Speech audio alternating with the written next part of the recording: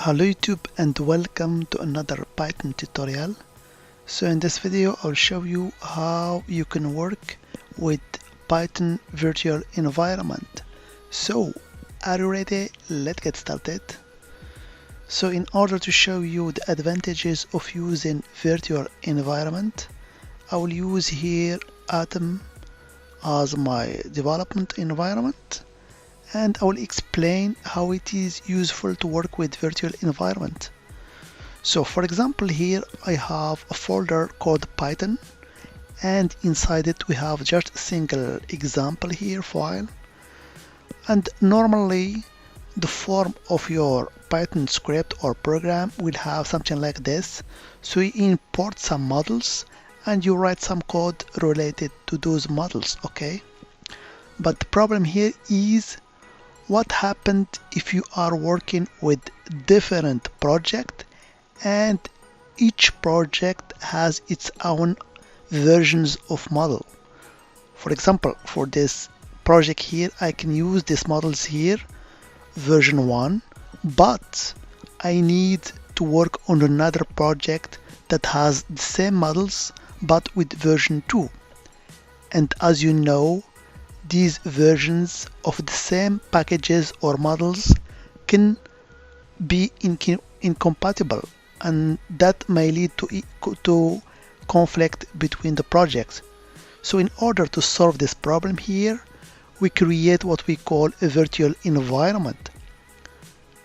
So each project has its own environment, its own models and packages and versions.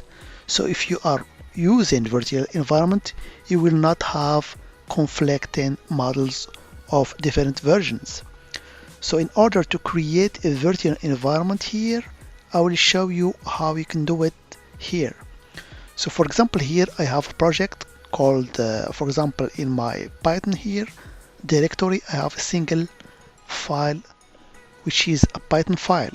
So in order to create a virtual environment, I will open just here a terminal here.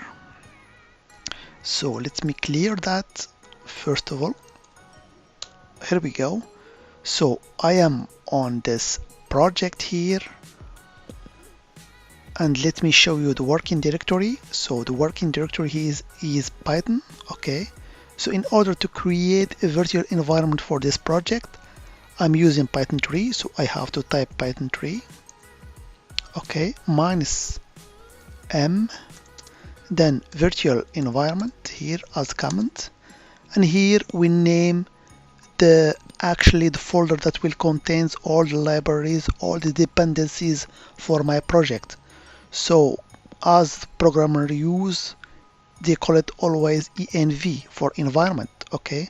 So this is the single command that you can use in order to create a folder for our virtual environment. So I will hit enter here. Here we go. So as you can see here on the left here, a folder called env has been created.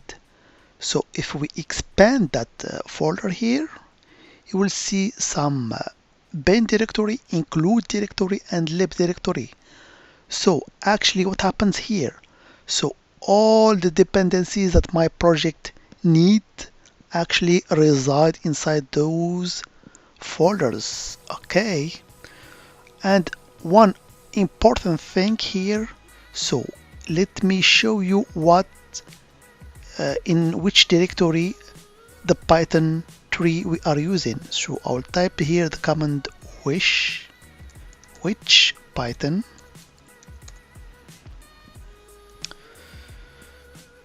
or sorry, which Python 3, because I'm using Python 3. So you can see here I'm using Python 3 which reside in /user local bin. So this is the path to the Python 3 that I'm using right now, okay? So now I have created just this folder here. So in order to activate our virtual environment, because actually we must activate it, we use the command source, then the name of this folder here that has been created, /bin/activate, Okay, here we go. So you will notice actually env has been added to the prompt of my command here. And if we execute this time the command wish Python tree, you can see that we are not using the Python tree that resides in our system that was previously in /user/local/bin, but we are using the Python tree that resides actually in this env folder. So now, whenever we install a package or model, it will be installed inside this folder here called env. So that way we will not have conflicts between projects that are using different versions of models or packages. Okay, and there is a command. So now I'm inside our virtual environment. There is a command to list all the packages that reside in this virtual environment. So we just type pip list.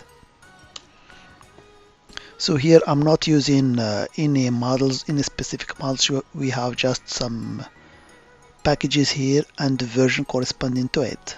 So we can create as many virtual environment as the project that we have. So there is no limit for that. And it's a convenient way to separate each project and its dependencies from each other.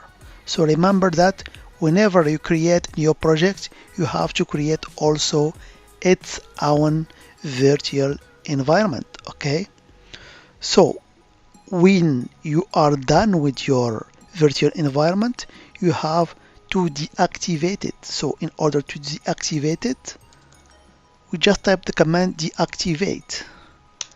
Et voila, now you are returning back to the default system. You are not anymore into your virtual environment.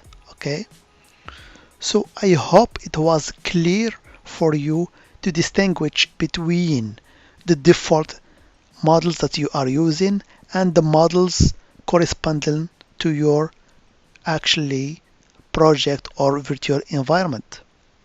So as always, I hope it has been informative for you, and I want to thank you for viewing.